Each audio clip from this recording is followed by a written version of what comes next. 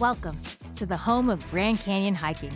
This is the Grand Canyon Hiker Dude Show, presented by Bright Angel Outfitters. Get your rim-to-rim shirts, hoodies, and more at brightangeloutfitters.com, along with tons of free resources to help you plan your adventure. We created Bright Angel Outfitters to help you hike your best hike. Now, here's your host, my hubby, and co-founder of Bright Angel Outfitters, Brian Special. Thank you, Zeena. Let's talk some Canyon. We've made it to April now, which means rim-to-rim season is just about 6 weeks away. And this year, May 15th should mean not just the annual reopening of the North Rim, but also of Lower Bright Angel Trail from Havasupai Gardens on down, which has been closed since last fall for the Waterline Project, and also the Plateau Point Trail. Plateau Point has been closed since October of 2023. That schedule, of course, can change, so make sure to check the official National Park Service website for the latest before you plan your trip. The weather finally changed on us as well. After barely any snowfall on either rim, winter finally arrived in March, so it remains to be seen what kind of damage has been done to North Kaibab, which is so susceptible to rock slides and washouts with the spring runoff, especially between Supai Tunnel and Redwall Bridge. We don't anticipate any delays with the May 15th opening, but you can never be sure, so again, make sure to pay attention to official channels before you head to the canyon. All right, an interesting show today with one of the most interesting characters I've run into at the Grand Canyon. He was born Andrew DeCrocker, but when he worked in Hollywood, he adopted a stage name. And so Andrew DeCrocker became Krocky Meshkin, the name he still goes by to this day, even though he's about as far removed from the bright lights of Tinseltown as one can get. These days, Krocky is living off the grid on 5 acres in Valley, sometimes known as Grand Canyon Junction, about 20 miles or so south of the park. Krocky has lived in the Grand Canyon area since 2016. He just turned 40, and he's seen and done plenty. Working as a tour guide and a trail guide, he's taken part in rescues below the rim, including the time he thought he might lose his then-girlfriend. And along the way, he's of course immersed himself in all things Grand Canyon. And with his background in film and TV, he's especially fascinated with the legendary Kolb brothers and their pioneering ways with the camera. Oh, and if you're looking for the best, most personalized shuttle service for your bucket list adventure, well, this might be your guy as well. It's all part of the fascinating life and times of Krocky Meshkin on the Grand Canyon Hiker Dude Show, presented by Bright Angel Outfitters. I had started to realize I'm much more of a nature person and just really wanted to get out, really wanted to explore more. So I started applying to different seasonal jobs online. I applied to Yellowstone, Grand Canyon, I think Yosemite, and Grand Canyon was the first one to get back to me. Now, as I go into year 10 of living here in northern Arizona, it is pretty wild to look back. It wasn't exactly something, I chose to do or said, I'm going to go change my life and go to Grand Canyon, but it essentially just the way the universe kind of manifested it. It was my escaping the Matrix moment. What was the job? Yeah, so I got hired by Pink Jeep Tours, which is famous for Sedona. They do the off-roading in Sedona. They cannot do that on the South Rim. There is, no way that they're driving down in the canyon. But Pink Jeep Tours does have a Grand Canyon division. They started that in 2012. And I had driven out to start this job that would include housing. So I knew everything was set up for me arriving here. But they went right into training me. I was surrounded by other tour guides, just surrounded by so many good people. My friend William from the Hopi tribe, my friend Richard, who had been a mule wrangler in the canyon, my friend Frank, Haley, Jamie is one of these guys. Jamie, he had done the entire thru hike like Kevin Fedarko and Pete McBride do in A Walk in the Park. He was one of those initial, I think he was in the first 30 people, maybe the first 40 people to do that. But I'm living with these people. I'm surrounded by these people. So I couldn't have had a better education coming into Grand Canyon. It's the different seasonal workers I know and tour guides I know. We often will say Grand Canyon is the kind of place that it either, chews you up and spits you out, or it accepts you. And that can be taken on a physical sense of, of course, we know people have good times in the canyon, people have bad times on their hikes. But that can also be just in the spiritual sense. Is this a place that, you're going to have a relationship with the canyon itself, a place that you can give back to and it's going to give to you, or is it going to be the kind of place people move here and it is so remote? My first years, I think I did 4 years, 2016 to 2020, no Wi-Fi in the housing. So you are cutting yourself off in a lot of ways. And it's bringing that introspection more to light, because you are in these places that are so big. They're so much bigger than you. They're humbling. And you're going to really tune into that inner self a little more. And the lack of Wi-Fi was kind of perfect because it was straight to learning stories directly from other people, hiking with them, reading books, watching documentaries, and yeah, Pink Jeep was very, very thorough. They wanted us to be educated. My manager was telling me, he's like, Krocky, you need to hike the canyon. Your tours are going to be so much better once you have been down in there.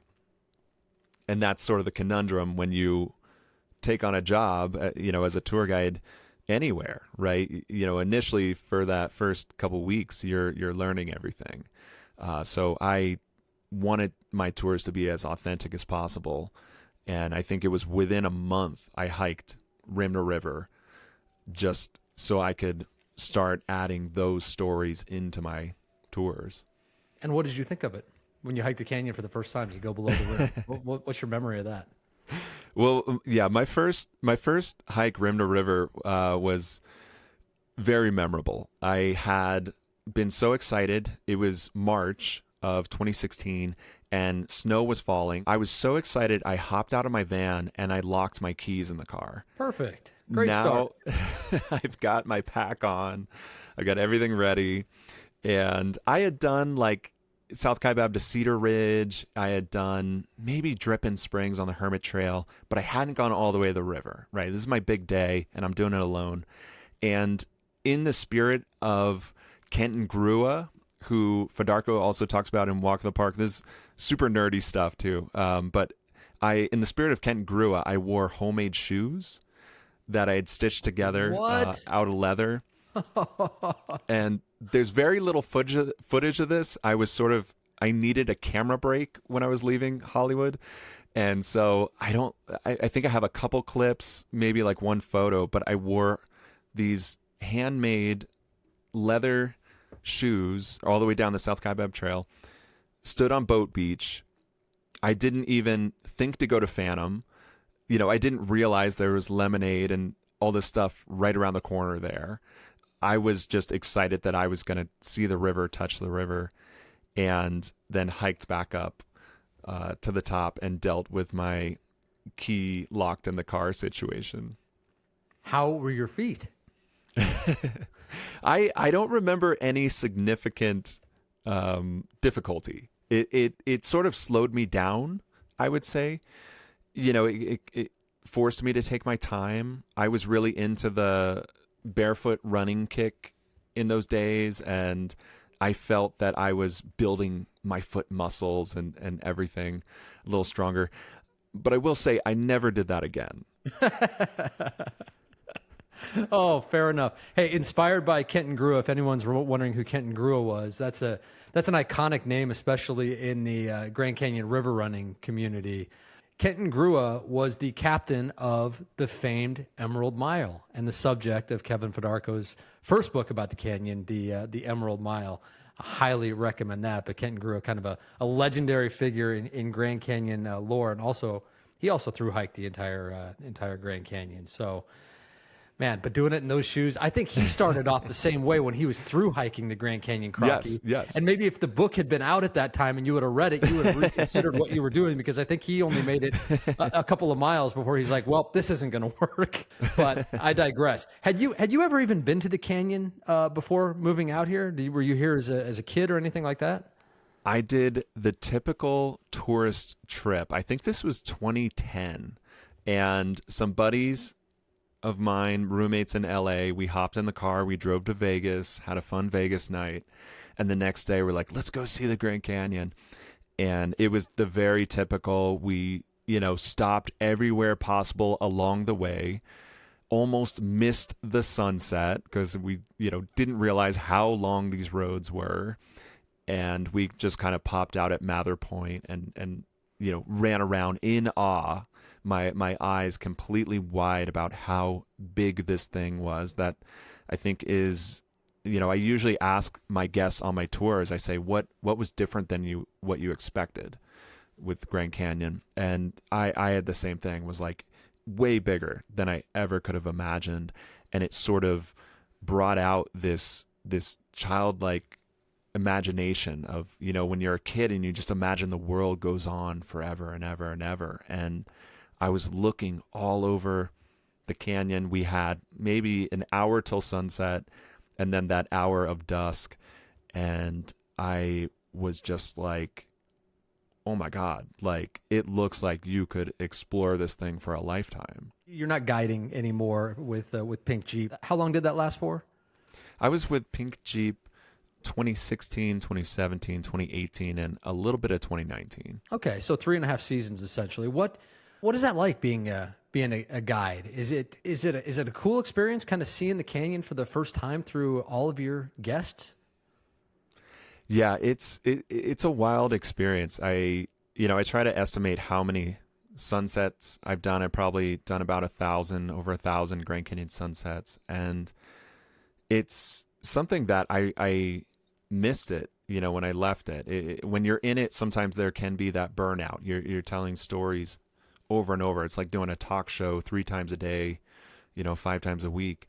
But it is something that to be at the canyon every day, it's different every single day. And people ask, what is the best sunset? What is the best time of year? And I really cannot give a definitive answer, as I'm sure you've seen as well. It's just, the canyon will always present itself a little bit different depending on the weather and depending on the time of year. And so you are with different people and you're getting their reactions to it as well. Like I remember a couple where the wife was nervous to stand at the edge and the husband was trying to get her over there, and he just stood on the edge and he was like, the infinite space, come feel the infinite space. And he was just like really feeling it. So everybody experiences it different. Some people want a really good photo. Some people want to hear history. Other people want to hear the science, the geology. So it really, can bring a lot of different aspects out of you as a guide as you do the different tours. What are a couple of the go-to stories that were always the biggest crowd pleasers? Want to support the show? You'll find Grand Canyon and Rim to Rim themed tees, hoodies, and more at brightangeloutfitters.com. There's no better way to commemorate your bucket list experience. It's all at brightangeloutfitters.com. We exist to help you hike your best hike. The big stories to tell would be the Kolb brothers. With my background in photography and cinematography, I love the Kolb brothers. And they were also that story of, they were the 2 entrepreneurs who were up against the Fred Harvey Company. Fred Harvey Company was, the big corporation that came in and built El Tovar Hotel. And then they created Lookout Studio to kind of block people from finding the Kolb studio. The Kolb brothers in 1914, the Kolb brothers got a National Geographic article. So there's actually an 80-page article with the Kolb brothers photography, 1914, and this just like blew them up. And they tried to talk to Fred Harvey and collaborate with him in the El Tovar. And he just wasn't having it. He did not want to work with them. But, when you also talk about the trails and you talk about running, they would have to go down to get water to develop their photos, right? So that's like the classic story you always hear about. They would snap a photo of people on the mules. They would then go down to modern-day Havasupai Garden and they would develop these photos in a cave, and then they would run back up to have them ready for the guests. So, just trying to imagine how fit they would have been to run that photography business. What else? Any other good go-to stories that always got a laugh or always got a reaction? I know you're trying to drive me into the cheesy tour guide dad jokes. But I'm actually not. But being a cheesy dad myself, I'm open to hearing a couple of them. Come on, give us a couple. There's a restaurant at the bottom of the canyon. You can get food at Phantom Ranch. They serve that food on tectonic plates. Oh, boo! Come on, one more. So one more. Yes, come on, one more. A lot of people think the squirrels are the number one thing sending people to the clinic, but it's not actually the squirrel bites. It's shortness of breath from the breathtaking views. Oh, even got the delivery down, Krocky.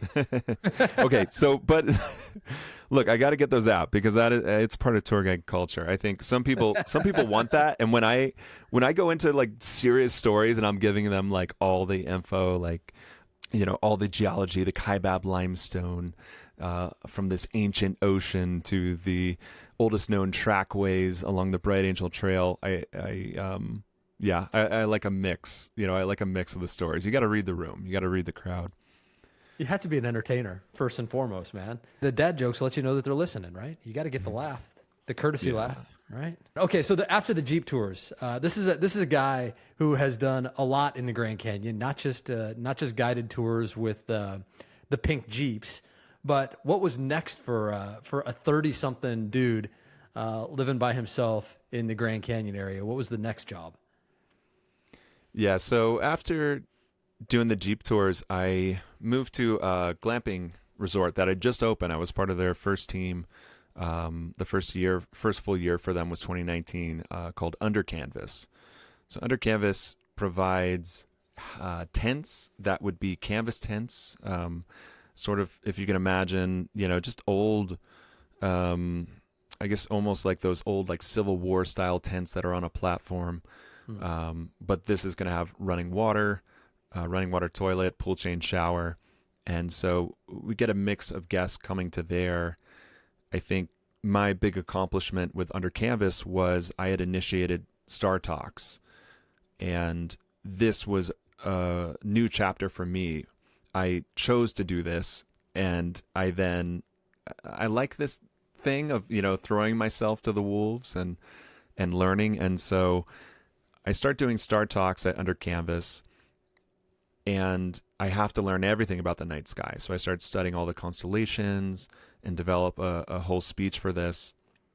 And that's a whole other thing. People get wowed by the views of the canyon, but there are some materials out there. They say half of the park is after dark. So something very special I saw showing up in 2016 is the Grand Canyon National Park achieved dark sky certification, right? So there's an entity called Dark Sky International based out of Tucson. They certify things. Flagstaff, the first international dark sky city ever because of Lowell Observatory, because of the discovery of Pluto there. So I had witnessed as Grand Canyon National Park retrofit different light fixtures. You'll find right outside of Lookout Studio, right outside of Bright Angel Lodge, there are light caps pointing the light downwards. Some of the lights were switched to red bulbs. All these things in order to achieve that dark sky status. So that became, a big thing for me was perfecting these Star Talks and doing them in as entertaining a way as possible, and sort of creating that jaw-dropping moment for these families. So being this sort of writer, this storyteller, this tour guide, to finally learn the constellations and get into the Star Talks, the night sky of northern Arizona here, was really special for me to sort of getting back to the roots of storytelling. And I think you were telling me that storytelling eventually went below the rim for another one of your another one of your jobs, because you actually got to guide on the trails. Yeah, I've done some guiding on the trails throughout Grand Canyon, and those are always a fun experience. You as tour guides, we talk about that aspect of you are sizing up your guest the moment you meet them. And you might have an itinerary for the hike you're going to do with a client, who has hired you as a hiking guide. But you have to be so flexible, and it's like a chess game in your head. You are constantly thinking ahead. In order to be a professional guide at the Grand Canyon National Park, you do have to have a wilderness first responder certification.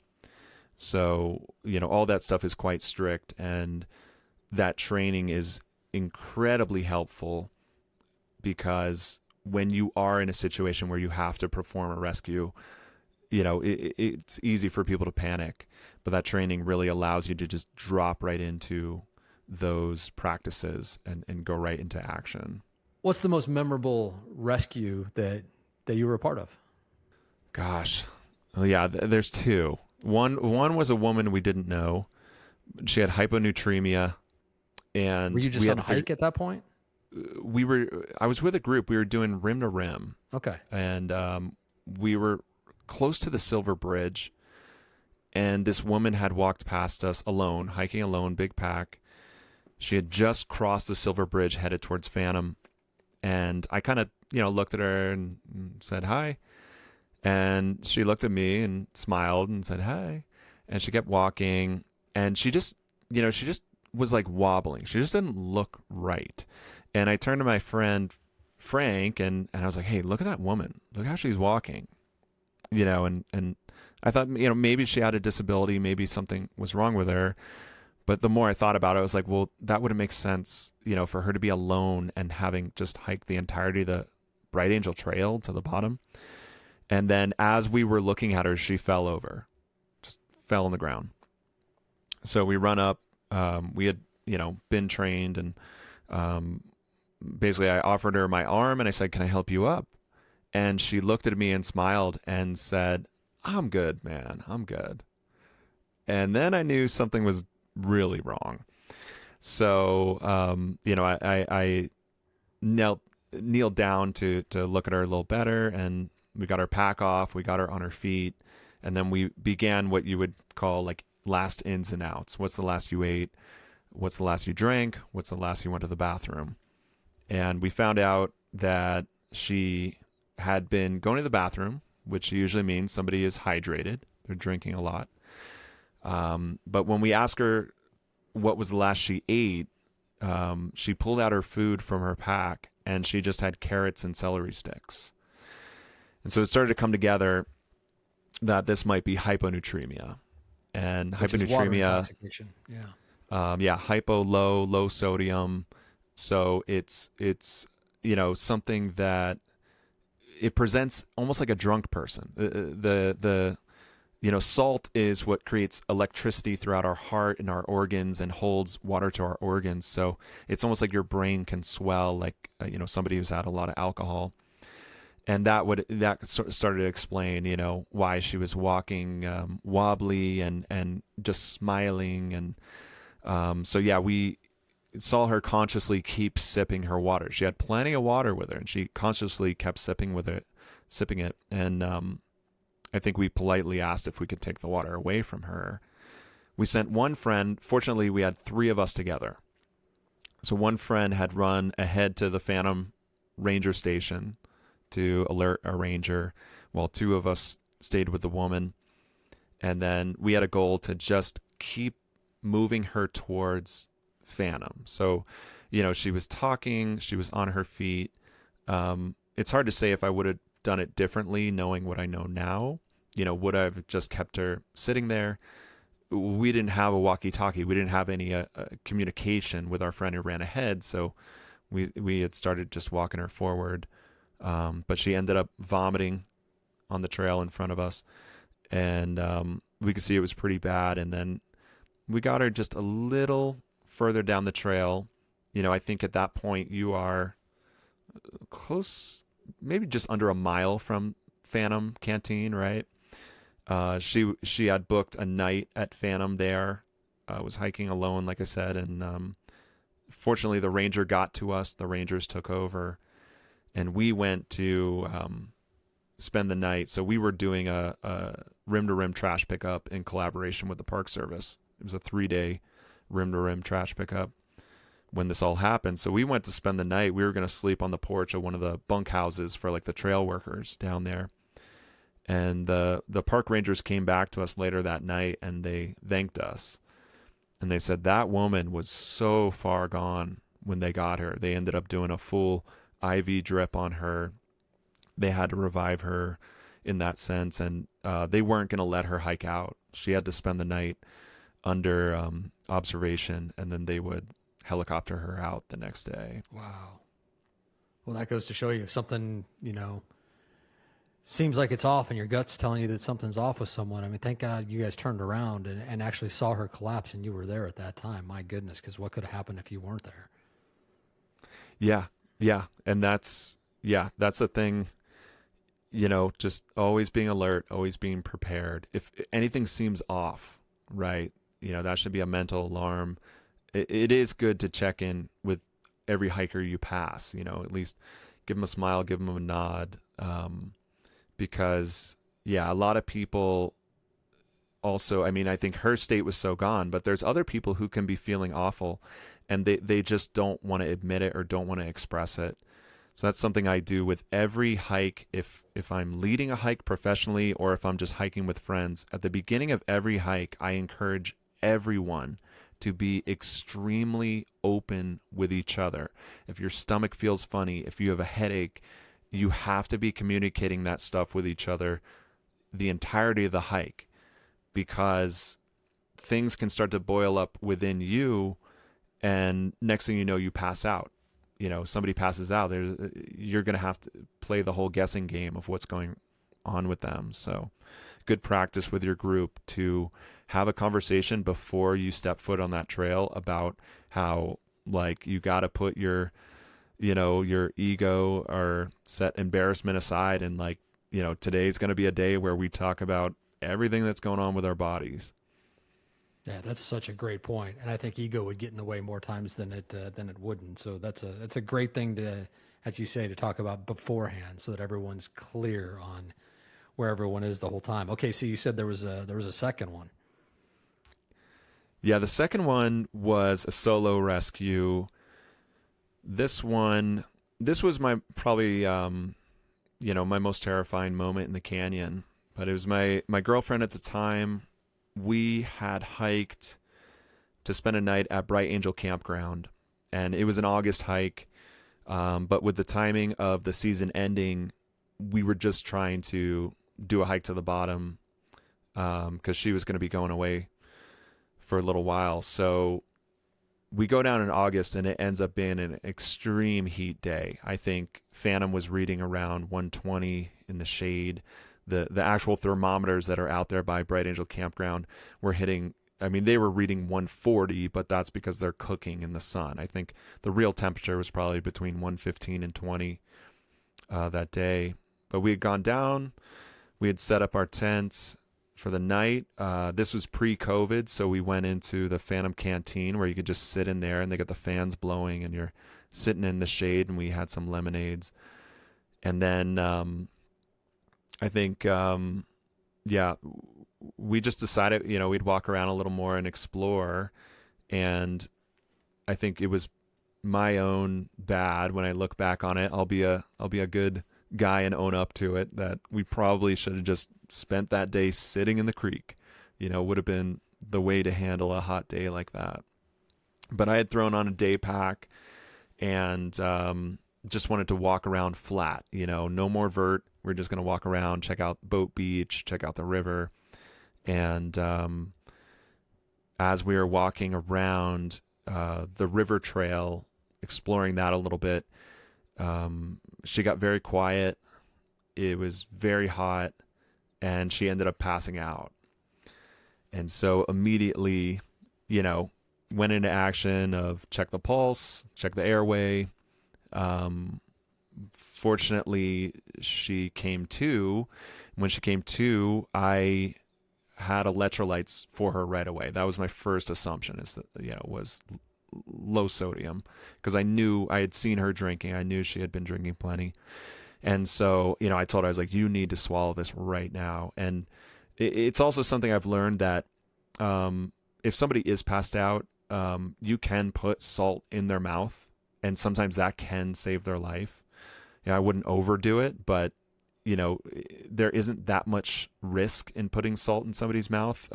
So if it's possible somebody's having hyponatremia and they passed out and you're in the middle of nowhere and there's no help, you can save a life just by putting salt on their tongue.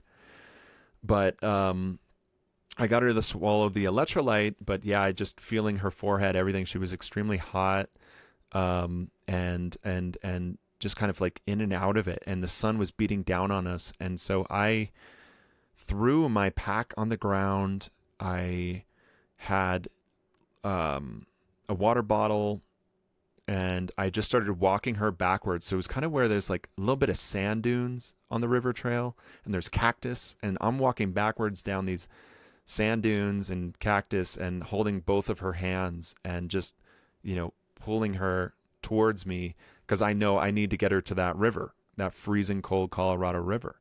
If I can get her hands and feet in that water, that could be enough to cool her body down. So I get her down there, hands and feet in the water, and then I create a human shade over her, just lifting my arms up, and then I'm scooping water from the river, pouring it on her head.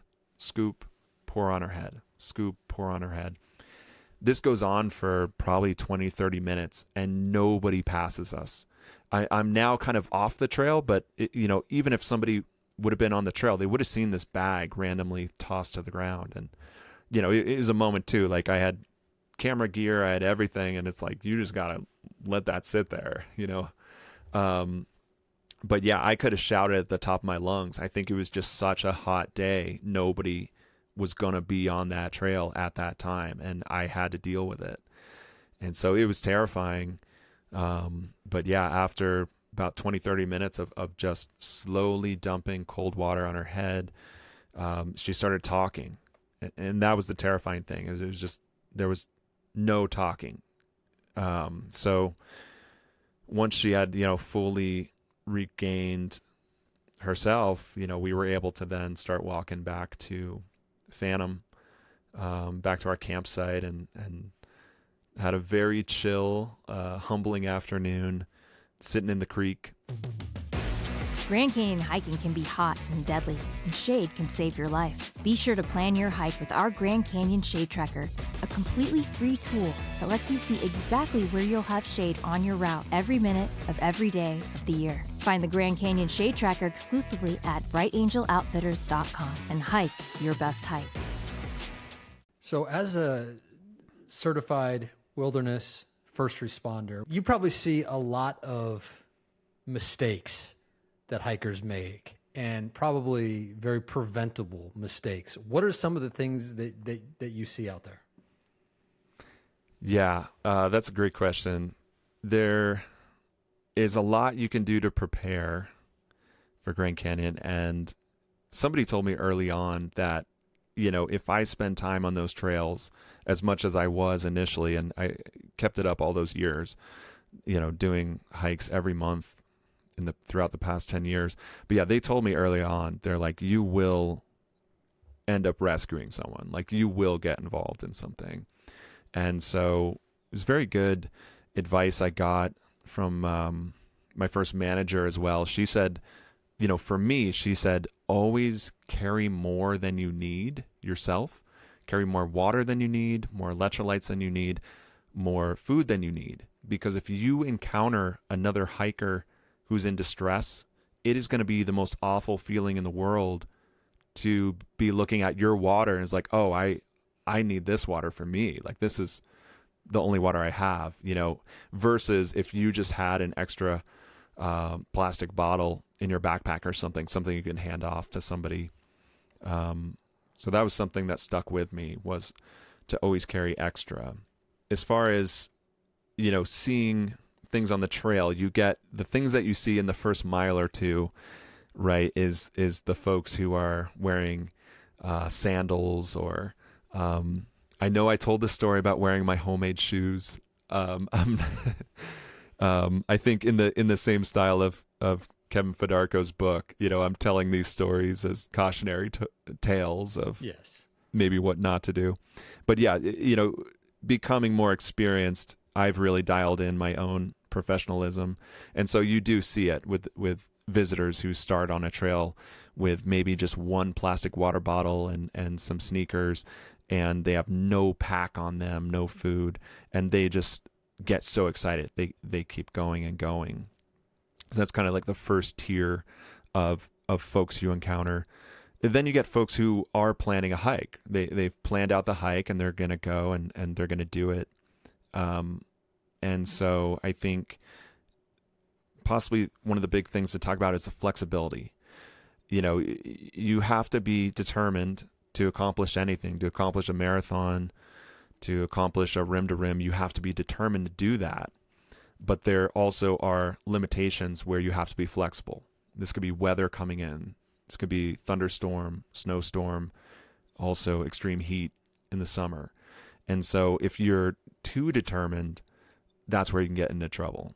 So having that flexibility really helps, that sort of humbling thing. Early on, somebody told me it's always the hiker who's overly confident is the one who gets in trouble. Yeah, that comes back to the whole respect the canyon, above all else. Respect the canyon. The canyon's going to win if you take it on. So you're hiking still monthly? Yeah, I definitely go in waves. I've had months where I will go to the bottom once a week, do a hike to the bottom once a week. Last August, I did 2 rim to rims and a Bright Angel rim to river. So that was 3 times to the bottom last August alone. So there are waves, I guess is the best way to put it. I'll have times where I'm feeling really healthy. I'll do a bunch. But I also advocate for, listen to your body, because you can always bite off more than you can chew. And you don't want to end up injured, because that's going to, be a process of overcoming it. So I did have one hike that I would say kind of really humbled me. It was a trail called South Canyon. South Canyon is a very remote hike in Grand Canyon. This would be accessed from the north side, but not so far. It would be, I guess, like out of Lee's Ferry. You could access South Canyon and hike that down to the river.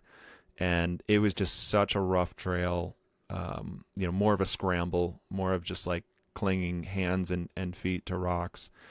And that was humbling. That happened to me in 2020.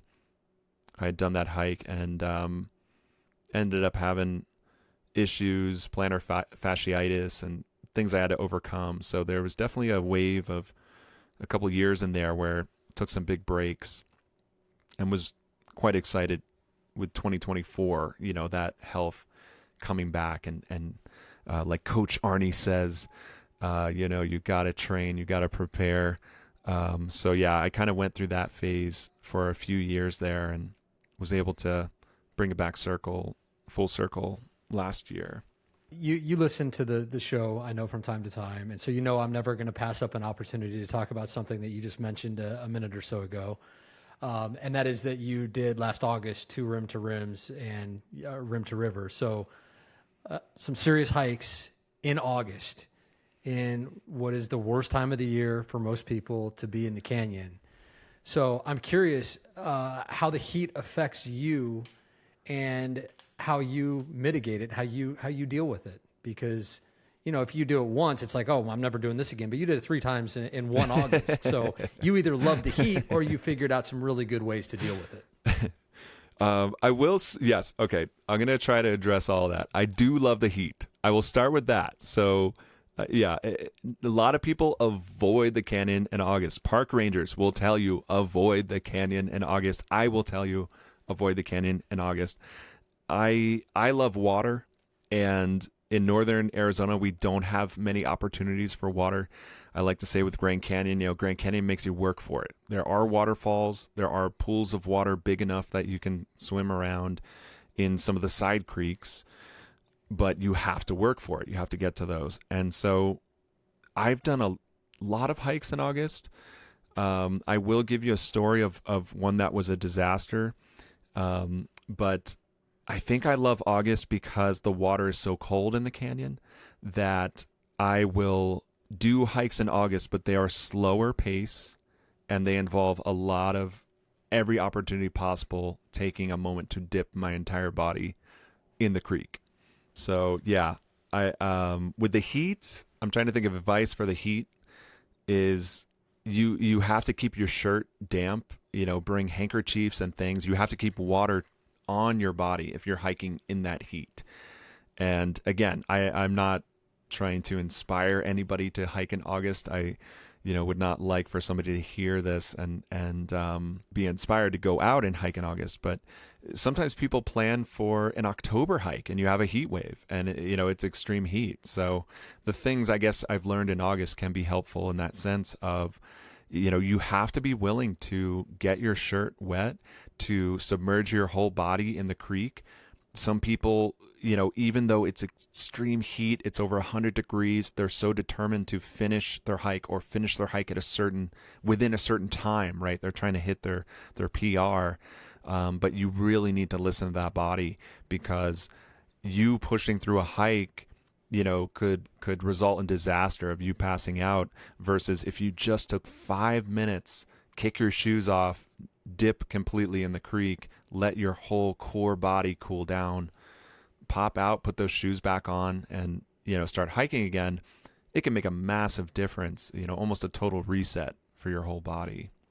Yeah, that hiking wet thing, there's definitely something to that. And I remember I think I did a rim to rim last June where I called it 100. I hiked a rim to rim in 109 degrees, so you don't have to. That's an episode y'all might want to go listen to. But it was a scorching hot day. And to your point about the cold water, I remember getting down to Boat Beach and I was like, all right, I'm gonna dip myself in the Colorado here because it's 110 degrees. And that water is it's around 50 degrees all year round. It is so cold. It's one of those things you dip your toes in it. And I knew I was going to have to submerge my whole body in it. And it's one of those things that almost like when you're a little kid and you're like, oh, I don't know if I want to do this or not. It's so cold before you get in the pool or before you get in the ocean at the beach or something. And oh my God, that water just takes your breath away even when it's 110 degrees outside. It is so cold. And I've never asked anybody this, but I'm curious, because one thing I found out about hiking wet is that I had to worry about chafing, which I'd never had to worry about before. And I don't know if that's the sediment from the water or what causes that, but do you find that same thing, that you have chafing issues when you're hiking wet? I know it's a thing, and I haven't had an issue with it, but the ultra runners, and some of the trail runners, they swear by the product called Squirrel's Nut Butter. Yeah. These different products that you can buy. I've also, encountered a lot of hikers throughout all my time, and I'll see different hikers. Everybody's doing different techniques. Like I've seen people put petroleum jelly on their toes. Sure. And then put the sock on because they don't want to get, blisters between their toes. I think it works. So yeah, that's another thing. Yeah. Add something like that to your pack is, I've definitely seen that come up, that, people find a lot of use out of that. Are you in our Grand Canyon Hiker Dude Show Facebook group yet? Well, join today and learn all the tips and tricks and hear about others' experiences on Rim to Rim and beyond.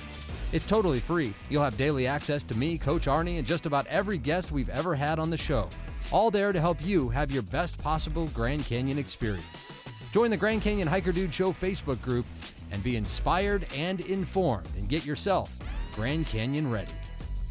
The last thing I want to talk about with you is this is one of the coolest things ever, because there is such a need for this. And we talk all the time about the struggles and challenges of rim to rim hiking, or even hiking anywhere on the South Rim when you need to get somewhere. And the only option on the South Rim is to take the shuttle buses or to take the taxi from Xanterra, which is a great option. On the North Rim, you could take the Trans-Canyon shuttle. That's about the only option that there is. Well, when I finished a rim to rim one day last year, I was going through the parking lot at the North Kaibab Trailhead, and I saw this car this Subaru, I think it was, and it said rim to rim shuttle on the back of it. And I'm like, wait a second here. I thought that there was only Xanterra and the Trans-Canyon shuttle. Now here's a Subaru with rim to rim shuttle printed on the back of it with an Arizona license plate. And I come to find out that's the culmination of you and your dream. I find that out a year later, Krocky, that is you. So please tell us what your rim to rim shuttle is all about. It's just another thing. Like I never, made a conscious choice to come to Grand Canyon. Another thing that just kind of fell into place, and that flexibility of seeing, what people's needs are and trying to help them. But yeah, I had met the creator of Trans-Canyon shuttle, Tom Jones. I had met him years ago, and he talked about the early days of Trans-Canyon shuttle. I was setting out to just start a tour company, to drive people, and I found that people started calling me just for transpo. So like you said, there are very limited companies out there, and one of the, I think the biggest challenges, I feel bad for folks. I had witnessed people have a car break down at under canvas, and then they're in the middle of nowhere. They got to call a cab out of Williams or Flagstaff, which is, just going to cost an arm and a leg. So I found that I could sort of pivot my own company that had I had my commercial authorizations through the Park Service to operate. And throughout the past few years, I've slowly pivoted that to accommodate hikers.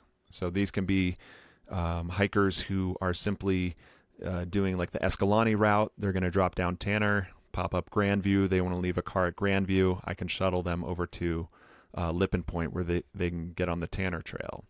It can be a whole day where I'm taking people around to the North Kaibab. So they're going to leave a car on South Rim, take them around. There's also times that I'm picking people up after a rim to rim. So I basically designed the company in a way that there's no hard time limits, right? So it's a very small company. If people reach out to me, it really is, if they can plan in advance, there's a better chance that we can book them.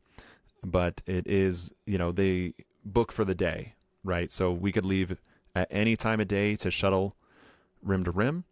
Or if you're coming out of the trail and you don't know how long it's going to take you, that's another thing where we essentially can just be on call for you. We will have food and water, extra electrolytes. Like I said, I have my wilderness first responder training. So I have had clients that, somebody in their group was struggling, and so because of those early mentors that I had at Grand Canyon, I am so conscious of just being prepared. And I, do not hope for anyone to have a disaster in the canyon. So that's really some of the design of this is no hard time limits, kind of on-demand shuttle that can either meet you or drop you at any time. So let's say that you're hiking in, let's say it's after October 15th. The North Rim has shut down for the year, services wise, but Trans-Canyon Shuttle still has a shuttle, but it runs at 2:00 once a day. And so that means that if you were hiking rim to rim, south to north, you would have to be out at 2:00 in order to catch the Trans-Canyon Shuttle. That is a lot of stress on a hiker and on someone who has never been in the Grand Canyon before to actually, have a deadline of a time when you have to be someplace or you're going to miss your ride, and then you're going to be in a world of hurt because the North Rim is closed, right? So is this one of those things where someone could hire you and you could be, like you're saying, no time limits? That takes all the stress away. You're waiting for them at the end, no matter how long it takes them to finish? Yeah, I have done this. I mean, I've had somebody pop out at midnight. It's not ideal for me. But I really, I'm not out to leave anybody hanging. Right. So, I usually, will plan for a window of time, kind of talk with folks on the phone as they're planning their hike. But yeah, I can kind of be there, waiting for them even into the late hours of the evening. And I've had some requests. People want a certain type of food. I cannot do alcohol. But, people want Coca-Cola waiting for them on ice, or I've had hikers that, they wanted pizza. A huge thing that comes up too, you might have experienced this, is if it takes you longer on that hike, it can be somebody in your group or you hiking solo, that you get out and you miss the dinner on the North Rim Lodge, and there's so few options on the North Rim Lodge. So yeah, that's something too. I do have the food handler's license, and can prepare things like that for folks. I would say that's a daily occurrence, honestly, during peak season, that someone's missing dinner, because look, these hikes take longer than you think they're going to take, almost every single time, and you don't want to be rushed, right? So this sounds like, Krocky, it's more of like a concierge kind of shuttle service, more personalized, something that's that's more tailored for an individual. Absolutely, yeah. I like to work with folks to really plan it. People can call me and we plan it, and then most of the time I try to go above and beyond is the goal. Some people are just looking for a simple shuttle, but if I can really make it even more comfortable for them, or just help them with their flight times and their travel times and all that stuff to do things that are a little more flexible. It feels good to be able to do that. Yeah, the personal side of this. I mean, with TransCanyon or Xantura, you make a phone call, and the shuttle drivers pick you up, and they're perfectly pleasant people, perfectly nice, but they drop you off and you're done with it. With Krocky, it sounds like just a much more personal experience. And if you're going to take on a bucket list adventure like the Grand Canyon, this is probably something that's worth investing in. I imagine, pricing wise, that's what everyone wants to know. I imagine something like this is understandably probably a little bit more expensive than what the other services are. But what kind of pricing are we talking about? Right now for rim to rim, I'm charging $450, so flat rate of $450, and that would be up to 4 people. So I can fit 4 people in the vehicle. But yeah, it's going to be $450 if it's 2 of you. You could also, if you're a couple who's hiking, you could find another couple to join and split that. And that's driving around. That's for someone who's like parking on the South Rim and needs a ride around all the way to the North Rim. Yeah, that would be one way. And that for 4 people, that comes out to similar, if not a little bit less than what TransCanyon would charge you. What kind of vehicle are you driving? I'm rocking the Subaru Outback Wilderness. Let's go. It's not just rim to rim travel. You're based on the South Rim. You're based in Valley, which is about 20 miles south of the canyon. This applies to South Rim hikes as well, as you mentioned. So what kind of pricing would it be if someone, I don't know, needed to be taken out to Desert View or something like that, any of the South Rim trails? Yeah, right now I do a flat rate of $100 is just kind of my standard anywhere along that South Rim. And so that can also be like this week, there's a lot of planning I've been doing on the phone with folks who are dealing with the snowstorms that are coming in for March. And so, we might have to reverse some of their trips because of Desert View Drive is closed right now. But that's also like, I'm a smaller operation, right? There are times that I will turn people to TransCanyon. I think TransCanyon does a great job. They accommodate. I used TransCanyon for one of my rim to rims last year that I was hiking, and Red Rock Cab Company is another good one on North Rim. So I do want to give those other guys credit.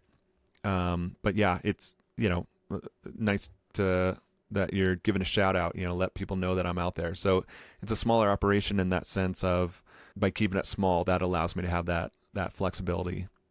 And I assume someone could book you in advance to drive them simply to the South Kaibab Trailhead, which, we always say that if you're going to start early in the morning, overnight, off hours when you can't get there by shuttle, the only way to do it is with the Xantura taxi, which is a great way to do it. I'm not going to say it's not, because it is. I do it all the time. But the thing you're going to run into, especially during peak season, and partially because we talk about it so darn much, is that it's become more and more popular, and Xantura only runs one taxi. There is one vehicle to get people all around Tucson and the Grand Canyon Village area and get them out to South Kaibab. So if you're at that standard 4 a.m. start time that everyone seems to love, and you're calling for a shuttle, a taxi, there's a chance you're going to wait a long time to get that ride out to South Kaibab, and that can wreck your entire hike. It can wreck all your plans, because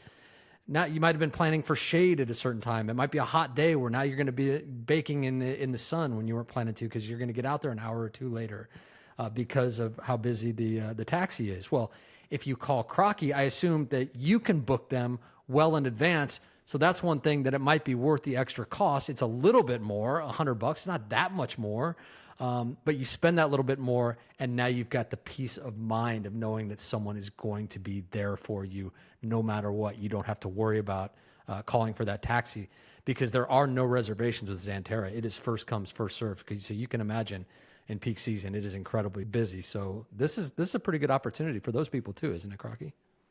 Yeah. So that's an option. And it's also, I usually do, as far as the timing works, I have to follow driving limitations, DOT regulations of, how many hours you can drive in a day. But there are times that I can take folks over to, say, North Rim, drop them. I will stay in the campground that night, and then I will get up early and take them to the trail, North Kaibab trailhead that next morning. So those are also things people can talk to me about on the phone that, I would just kind of bundle that in for them along with the rim to rim. Because, you have those issues on South Rim, getting to South Kaibab trailhead. You also can encounter that on North Rim. The amount of folks I've seen pop out of North Rim as I'm waiting for my clients, and they look and turn and see that 1.7 mile sign to the North Rim Lodge, and they're like, what? So I have had cases where, people have booked me to be shuttled north to south, where I was able to get a campsite on the North Rim. So I'd go over the evening before. I could meet them as they're popping out, drive them up to the North Rim Lodge, and then I would go to sleep. Next morning, I'd be able to shuttle them back to South Rim. So currently it's just you doing this. Is this something that you have visions of expanding sometime in the future? We'll see. I'm going to be a little shy about that because, I think it's, I want to value quality, right? I want to value quality. And so I'm very conscious of that. And I guess that's a big thing, a lot of people have talked about on South Rim, and to bring it full circle to my Cole Brothers story is sort of that, Cole Brothers just had their little operation in the Kolb studio. And so, I definitely think about some of that stuff, the history of the canyon, and I do like, having something personal. If I was going to expand out, I'd definitely have to ensure that other employees had that same passion for the canyon, had the same attention to detail as far as, monitoring people's safety, right? Because that's the biggest thing when you're dealing with Grand Canyon and you're dealing with hikers, you have to be sure everybody's safe, even though they might just be hiring me to take them to a trailhead. I consider, those folks are my responsibility at that point. And I had a gentleman, last week, he had started a hike and he had an emergency. And so I had actually gone home for the day, and he pinged me on his Garmin. So that way he wouldn't have to do a full SOS on his Garmin. He just pinged me, sent me a message, and I was able to go, pick him up and help him out. Okay, last thing that I want to know. As a 40-year-old single dude living in Valley, Arizona, not a lot going on. What is life? What is life like for someone like you, for a young person living full time? I guess off the grid at the Grand Canyon. What's life like? It is my dream. My dream manifested. I've always admired those authors like Henry David Thoreau and the people that dive into the wild and live off of nature. So I've been able to do some cool things, taking my understanding of biology and soil and all that kind of stuff that I've learned as a guide at Grand Canyon, and doing what I can to connect with nature, give back to nature. I do I get really nerdy. I plant juniper trees, and there's a whole technique for taking the sprays of the juniper, and you can clone junipers. So, definitely have a life mission to leave this world better than when I arrived. I'm living the whole solar life, so coming to you via solar power today, solar powered, wind powered, and just trying to be the change that I want to see. That is Krocky Meshkin. Contact information for his shuttle service is in the show notes. And just to reiterate, Xanterra's taxi service at the South Rim is first come, first served. You cannot make reservations. And Xanterra typically only has a single vehicle covering both the Grand Canyon Village area and Tucson. So, as you might imagine, wait times can be long during the most popular times of the year. So, if you want to take that stress out of the equation altogether, set something up with Krocky. Is it more expensive? Yeah, it is. He drives all the way up from Valley to offer his service, and he's a one-man show, so the premium is understandable. But not having to worry about getting to South Kaibab to start your hike, knowing that part is taken care of, well, it might be worth it to you. And no, I have nothing to gain from this other than helping spread the word and support someone who's in our Facebook group and a part of our community. Which brings us to Coach Arnie. Our own personal exercise physiologist is back to talk about something he and I just discussed on our Saturday morning Black Mountain hike: learning to give yourself a break. Hey guys, this is Coach Arnie with another Grand Canyon tip of the week. And once again, thank you, Brian, for allowing me this opportunity. This week's tip is something that Brian and I have talked about, and others have mentioned it in their own post concerning their own training, but it has to do with what I would call grace, especially for anybody that's following a rigid program. Because one of the things that I'm doing as I develop my course that hopefully will be available sooner than later is that you have to be aware of people. And I always have a rule that I wrote about many, many years ago when I was teaching a course in college. It was that the number one rule was that there were no rules. And you might think, well, that's kind of crazy. But in reality, we are in a situation where we're kind of creating our own rules, and we have to look at our own bodies, our own situation. And I want you to get there by asking yourself 3 questions. Number 1, how's my health? Number 2, how's my fitness? Number 3, how's my mindset? And if you can give yourself honest answers with those 3 questions, you're going to be on your way to what I would say giving yourself some grace. Because all of us, mistakes are going to happen. Mistakes are going to happen, but they are all opportunities to learn and grow.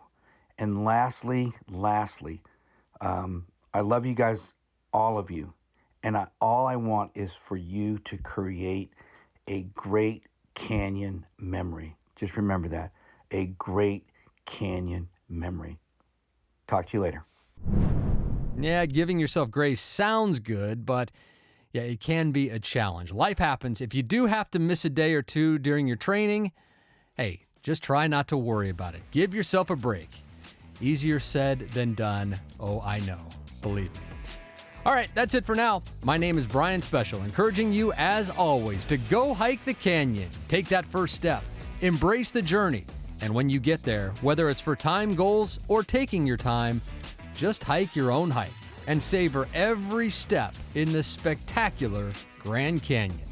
We'll see you next time on the Grand Canyon Hiker Dude Show, presented by Bright Angel Outfitters.